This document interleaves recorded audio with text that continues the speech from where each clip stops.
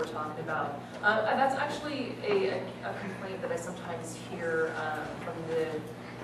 from parents is kind of like a jurisdictional issue because the school deals with a certain thing, and even if sometimes the individual gets convicted of or true found, on a crime, they don't necessarily get expelled from school. And that's a question I get from parents very commonly: is why is the person still here? Is he actually went through the process? And that's the school's decision. The DA doesn't get involved. Educational rights are a very big and specific field, and what schools can and can't do can sometimes be limited by that. But in that sort of situation, the really important thing is to document. And if you have, you can keep tracks of names, who was there, anyone who saw, if it elevates to physical touching, that it actually is a crime. And it really helps if you keep the school in the loop and report to the school, because when we get a case, one of the first things we do is pull the person who's offending, the minor, and pull their school records.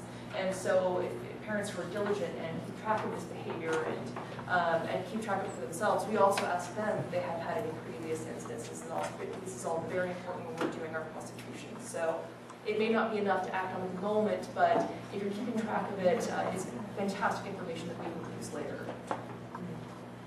I'm Andy Badwell. I'm on this college school board. Okay. Let me share the procedure. I've been through this. I was principal of Abraxas High School for 28 years, so I've been around and around a little bit. But the first thing you should do is discuss it with your teacher. And no results, discuss it with the counselor, no results. The DP, no results. The principal, no results. Your next step is the administrative superintendent in charge of that school area. And if there's no results there, you go to the district office and you see the superintendent. If there's no results there, then you come to a board meeting and share that with the board, or just talk to one of the board members individually. And I guarantee you get some results. Okay?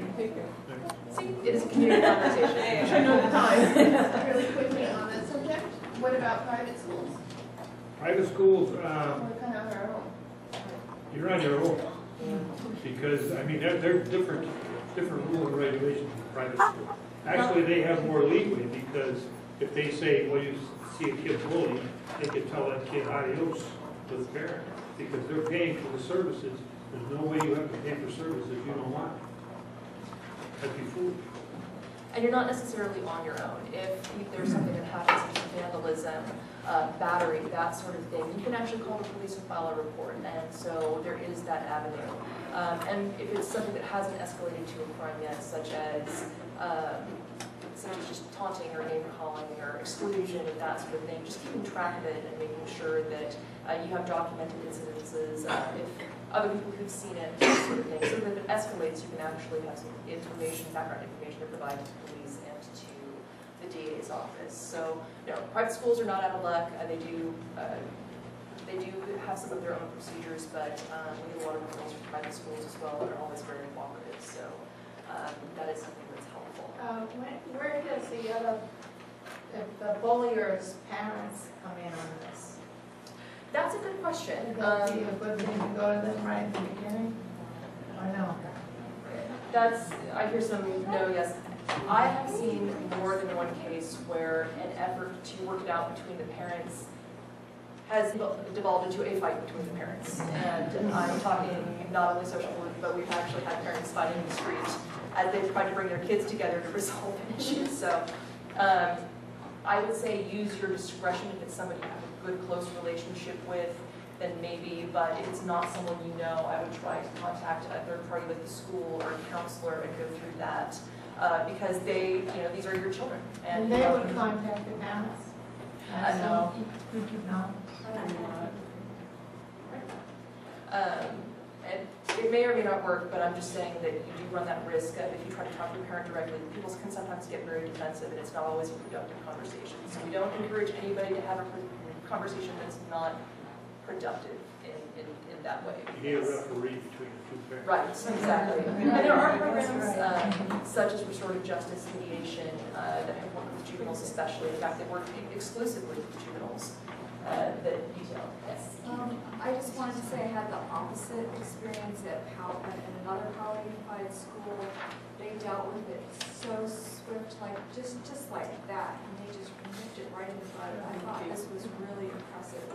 I told the teacher what was going on, the teacher told the counselor called the other parent, and called both girls in separately, then both girls together, and then they had the girls make an agreement, not, certain, I can't remember the details, but they're not allowed to say anything negative about each other, they're not allowed to speak to each other, not allowed to talk to each other at school, and if anybody breaks the agreement, then they get some kind of a referral. There's a support call, if there's a support call, go to the school record. So, and it's really, I just kind of started seeing this pattern that wasn't stopping. It was kind of rolling out of control, and it just really seems to have stopped it right away because they just not like that and dealt with it. And I think that, it's probably, if every school did that, then we would have a lot less problems. And it does depend on the school and their response. But if you don't have a great school like Poway, you have a lot of people who are parents who are looking for options. And we just say document, record, talk to your kids about it, and make sure that, if you do have a school counselor you can talk to, alert them, a principal, talk to them. It may be approvable, it may be not, but just as long as you're already documenting that information. Also, if you have instances like if you have Facebook photos or Instagram photos, print those. Because sometimes your kids can have access to things that maybe because it has to have a password or a friend request or something like that, that I may not be able to get into without a warrant. So having that information printed out is really, really helpful because that way we can see, we can show the defense attorney, we can show probation. So anyway, a few other words on cyberbullying, and I know we're getting past 8, so I don't know how much time. Okay. That would be great. So the effects of cyberbullying. We know that kids who are cyberbullied are more likely to use alcohol and drugs as an effect of the bullying. They're more likely to skip school because of the pervasive bullying. It tends to transfer more to in-person bullying to have lower self-esteem, poor grades. So when you're thinking about that, when you're online, when you're going through these things, there are a lot of kids who see other kids being cyberbullied, and they're called bystanders. And the question becomes, what does a bystander do? What can they do? And that's your choice, whether you get involved or not. But a lot of things you can, one of the things you can do as a bystander is lend support to the person, not give the bullier an audience, and just basically not support that type of behavior that you see online. They have studies saying that in 2011, 84% of social media using teens have seen people defending the person being harassed, and but 66% have also witnessed online cruelty and have seen others joining in. So it's really important that you not add fuel to the fire and not participate in that actively. So, parents. Most of the people here seem pretty good at communicating to your parents what's going on. I know it's a lot of parent-child conversation, but if you notice that your kid stops using the computer, or nervous with email or text, anger, depression, frustration, avoids discussions about computer texting with friends, stuff like that, abnormally withdrawn, and you notice something like a decline in grades or an increase in acting out behavior, that can be signs that bullying is going on. I think with this crowd, people seem pretty dialed in, so. I have a section on be aware of your child's online activities. I know nobody says they have a Facebook. I'm not saying you do have Facebooks, but I'm just saying that that sometimes, I'm in my 30s and it took me 2 years to actually accept my mom's friend request. So, and that happened 6 months ago when after she friended all of my friends and threatened to post embarrassing pictures of me in like 7th grade. So, if I didn't friend her, so that was effective. But that being said, kids are kids and they have an interest in protecting their privacy, and so sometimes they will have a Facebook account and they will have another one that you don't necessarily know about. Or they may have Facebook and you can only allow access to certain posts, and certain people can see them and certain people cannot. So it's important to ask your kids for passwords, monitor their usage, see if you can be in the room when they're using the computer.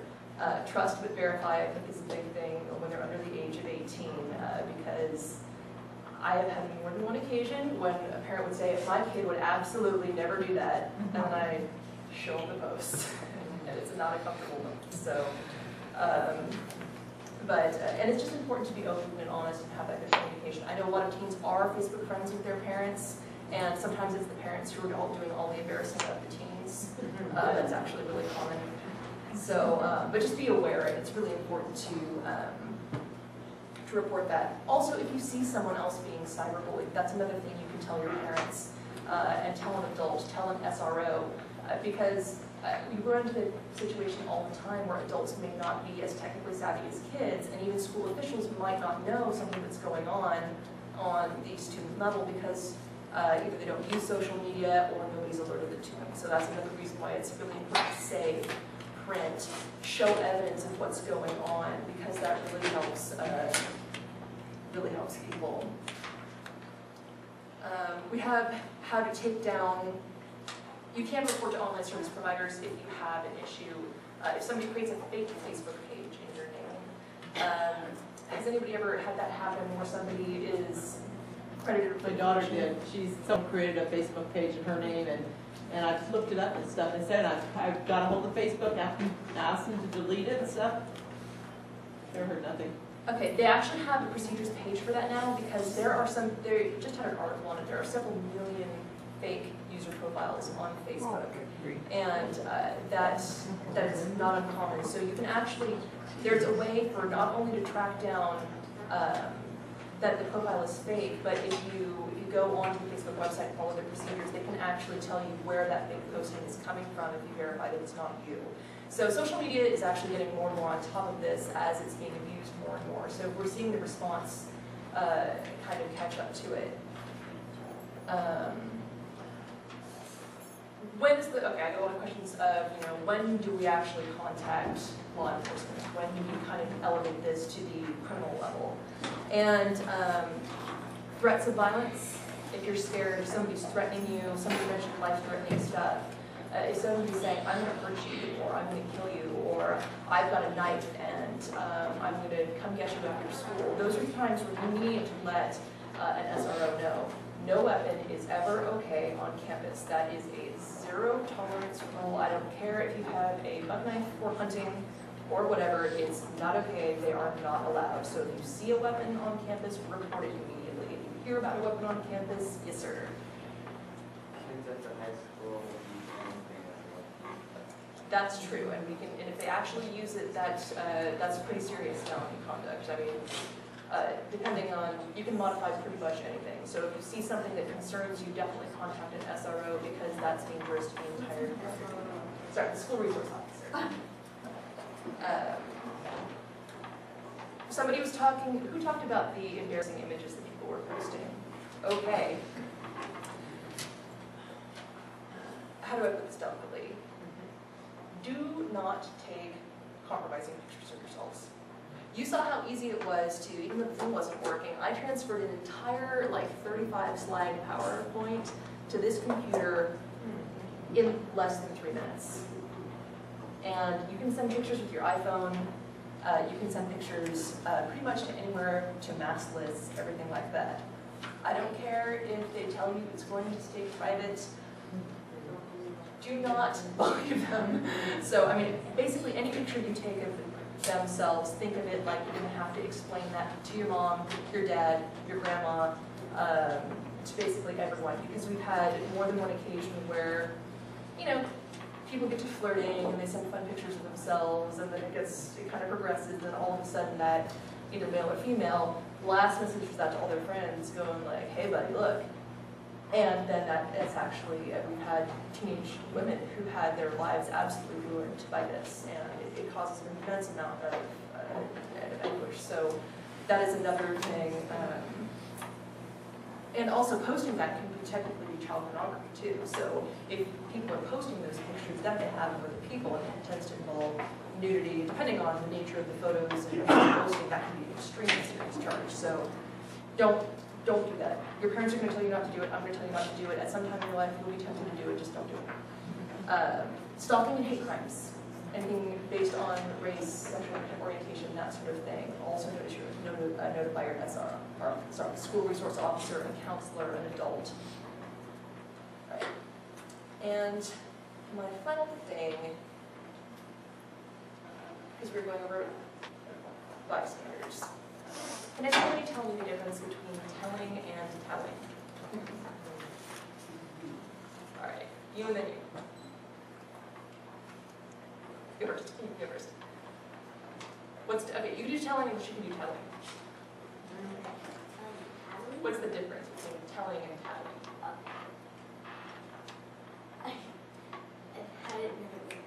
I feel like really now. Okay. Well, telling, if you're telling on somebody, it's mainly something important. Like if you got hurt is important, or if someone's teasing you or you feel unsafe about something. But tattling is just telling about like little things like, oh, this guy hit me on accident or stuff like that, and you can solve them. Yes, and that's extremely close. Basically, telling is getting help. Ed, did you have something to add? Say, the high school I go to, tattling, when people say tattling, it's just an excuse for them to bully you even more. And there is that perception. The whole thing of snitches get stitches, or depending on high school, if you go to snitches end up in ditches. Telling means that you're getting help. It means you're in a situation where you're communicating information to somebody like a counselor or a parent because you either are in a situation or you see a situation in which you need help.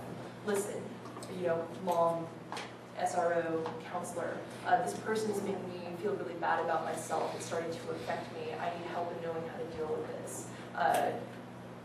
Timmy, Stan, and Kyle are saying mean things to me at school. Timmy, Stan, and Kyle are beating me up and now I'm afraid. Those are not tattletaling. Tattletaling is like Timmy was running around with underwear on his head. That doesn't serve any purpose unless you're trying to help Timmy because for some reason he has an obvious problem running around with underwear on his head. So, and telling is also important if you witness something.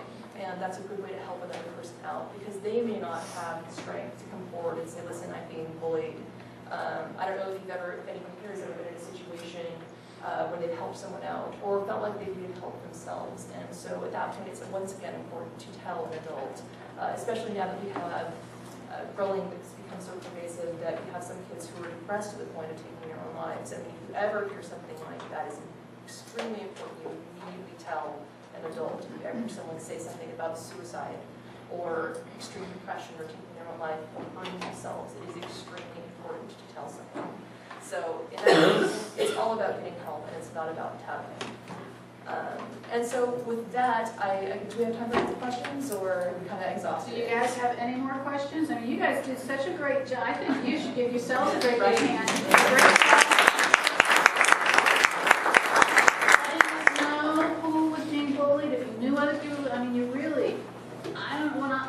I'm dating myself again. I wasn't that open with my parents that you guys are with your parents. It's really great, especially in this day and age. So I commend all of you. And I hope that you came away with something from this. And I know that the Poway Unified School District has asked for a presentation in the school. So hopefully you'll be getting a presentation at your school pretty soon about this. Excellent. There's a question over there.